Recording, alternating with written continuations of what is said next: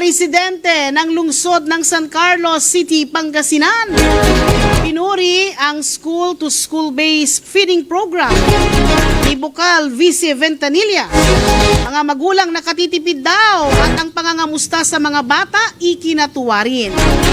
Sa magkakasunod na paghahatid ng feeding program ni 3rd District Provincial Board Member Vice Ventanilla ng ikatlong distrito, marami ng mga magulang ang natuwa at napapasaya nito. Bukod sa nakakatipid sila sa pagbili ng merienda ng mga bata, madalang rin daw na makakuhang mga ito ng libreng hot meal. Kaya naman sinasamantala nila ang pagkuha o pagkakaroon ng feeding program na isinasagawa ni Provincial Board Member Vice Ventanilla.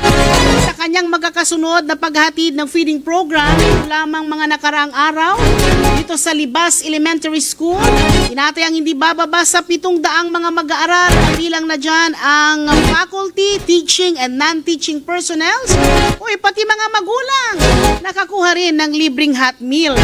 Sa mga ibang eskwelahan, hindi rin bababa sa 400 hanggang 600 mga learners ang nakakakuha ng libreng hot meal na feeding program ni Provincial Board Member Vice Ventanilla.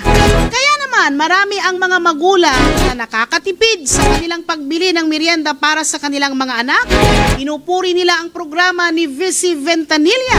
Masaya ang mga ito pag dumarating ang bukal at anila ang pagbisita sa mga bata ay napapanahon. Panoorin natin ang ilan sa kanila. Napapasalamat po ako, ma'am.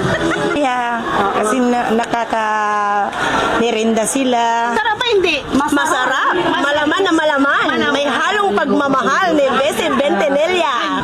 Masaya po, tsaka kahit pa paano nakatipid na rin. Ganitong wala na pong na merienda, tsaka may na po, na rin ng mga bata po na Masustansya. Masustansya po siya.